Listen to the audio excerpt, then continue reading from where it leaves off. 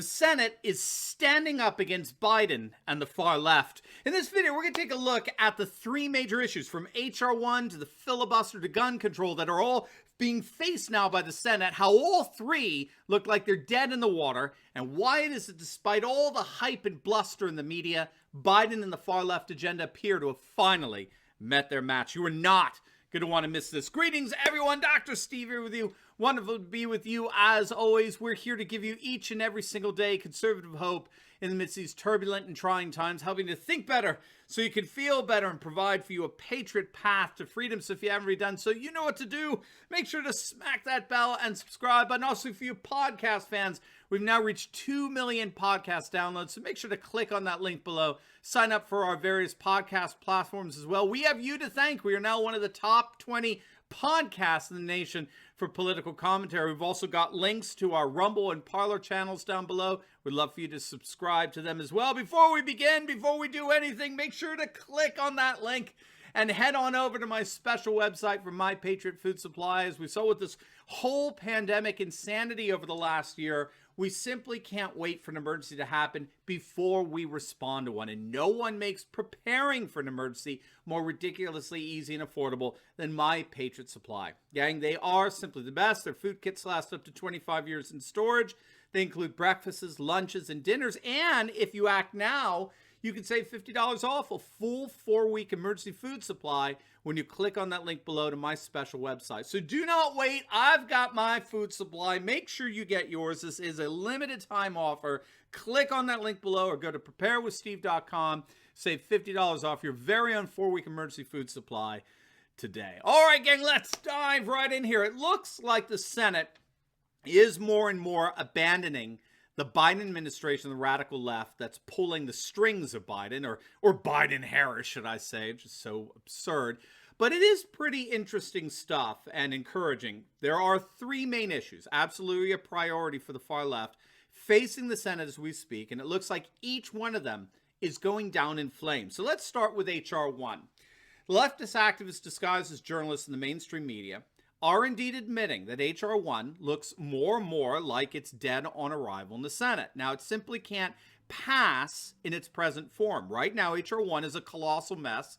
It's an 800-page morass that contains a whole wish list of progressive proposals that even leftists in the Washington Post are admitting has little chance of passing the Senate. You've got controversial rules on campaign financing, which actually includes, if you could believe it, candidates getting federal matching funds for any contribution under $200, and they can use that money for their own purposes, which includes paying their own salaries. So HR1 actually authorizes taxpayer money to be used for personal expenses, which, as I understand, it's never been authorized. It's always been the case that you can't use taxpayer money for putting a pool in your backyard or renovating your living room or taking a vacation. Now you can. If HR1 were to become law, now candidates can have their salary paid for by U.S. taxpayers. It's absolutely insane.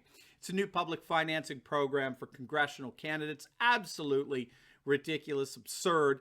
There are new ethic rules for the Supreme Court. There's a requirement that candidates for president and vice president have to publicly disclose their tax returns. We could go on. And to make matters even worse, according to the Washington Post, there's even a provision requiring states to re-enfranchise all people convicted of felonies who are not currently serving time in a correctional institution.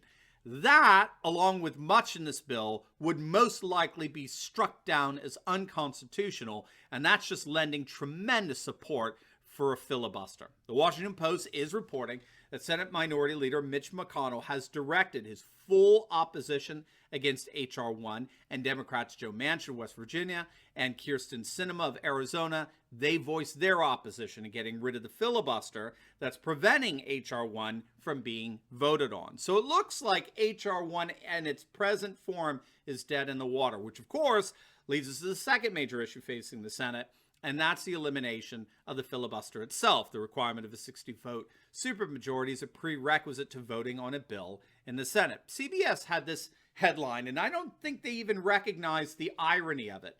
Activists want to save voting rights bill by killing the filibuster. Now think about that. Talk about the absurdity of trying to protect democracy by destroying it. They want to save voting rights by eliminating voting, by eliminating a voting procedure that actually makes the Senate the Senate. They want to protect voting rights by getting rid of a voting that defines the very rights of the Senate. The Senate is not the House. The House is pure populism, okay? The House of Representatives is where the will of the people is fully and completely voiced. But the Senate is a stopgap measure that requires that whatever's passed in the House must pass by a supermajority, by a 60% approval. That's why every state gets 2 senators. They evaluate the bills sent to them by the House in accordance with a supermajority. And if it passes a supermajority, hey, man, goes to the president's desk for signing in a law. If you're a Democrat and you want to get rid of reconciliation and the filibuster, which is what the 60-vote passage is all about, then you need to vote in 60 Democrats. That's how you do it. But if you're going to get rid of the filibuster, you might as well get rid of the Senate. There's no point to even have it. All right, we've already done this with confirming judges, right? Thank you, Harry Reid, the dithering Democrat from Nevada, who destroyed the precedent for judges requiring a 60-vote confirmation. Now they just need a simple majority, and we have 3 Trump-appointed judges sitting on the Supreme Court as a result. Thank you, Harry Reid.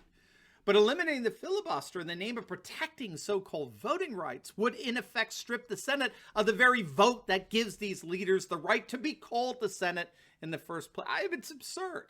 And it looks like it's going nowhere. It's being widely reported that Senator Joe Manchin, other Democrats, again, like Sinema of Arizona, are just simply not convinced of the need for its elimination. In fact, Manchin's saying that it's only going to further,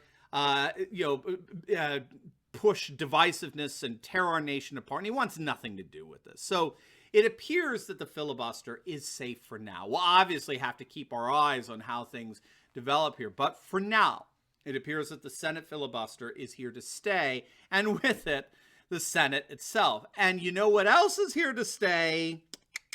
The Second Amendment. After the 2 mass shootings over the last couple of weeks in Atlanta and Boulder, there's, of course, been a fresh push for federal gun control from Biden, the Democrats. Obama reminds us exists with this. And guess who's throwing a monkey wrench into the latest push to destroy the Second Amendment? The most powerful man in all of Washington. Did you guess West Virginia's Joe Manchin? That's right. Manchin wants nothing to do with this latest push for gun control. Of course, his West Virginia constituents want nothing to do with it. No Republican wants anything to do with it. Lindsey Graham has come out and confirmed that a majority of the Senate is prepared to reject any gun ban measures coming from Biden and the Democrats. And this includes any so-called assault weapons ban. The fact is that there are simply too many Democrats from otherwise red states who would be voted out of office as a result of supporting such a ban. And we have to remember that gun control is wildly unpopular in both parties. You don't have a single red state that supports it, and you have a number of blue states like Vermont and Delaware, Maryland, that don't support gun control either. So it's a losing issue for Democrats, and frankly, they know it. It's not just Republicans that are standing in their way. Something else is going to shoot it down as well. But first, if you're looking for a hopeful and alternative to the fake news nonsense that's spewed out by the media every day from the leftist likes of CNN and MSNBC and the New York Times, you're going to find no better antidote than what's in the pages of my book, The Return of Christendom. Do not take my word for it, though you should, but don't.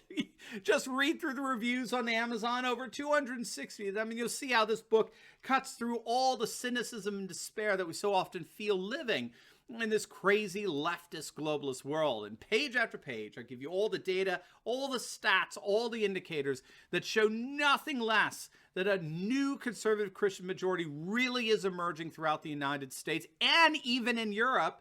And it's already transforming the world map into a more nationalist, populist, and traditionalist world. And if you click on that link below, we're offering this hope-filled book for a limited time at a 50% discount. That's right, 50% off. Do not wait. It's a limited time offer. Click on that link below. Get your book at a super discount today and arm yourself with the information you need to crush fake news once and for all. All right, all the banner about gun control and so-called assault weapons bans, in the end, really doesn't matter. If the issue ever makes its way to the Supreme Court, it's going to get, forgive the pun, shot down. And that's because, as has been well documented by scholars, the Supreme Court has turned solidly to the right over gun ownership in the United States. Scholars go back to the court's ruling in Heller versus District of Columbia back in 2008, which effectively reversed the court's long-standing position that the right to bear arms is merely a collective or corporate right that state governments were free to regulate however and whatever way they wished. In other words, the Supreme Court, up until that point, right, back in 2008, up until that point, the Supreme Court had been ruling pretty consistently that the Second Amendment was a general rule of gun ownership that could be regulated in any way that state governments wished. As of 2008, as of Heller versus DC, that perspective effectively died. Now the Supreme Court has said, no, the Second Amendment applies equally to each individual person. It's not a collective or corporate right, that says the people can own guns and then the states can decide who comes under the category of people and the like. No, not according to the Heller versus District of Columbia decision.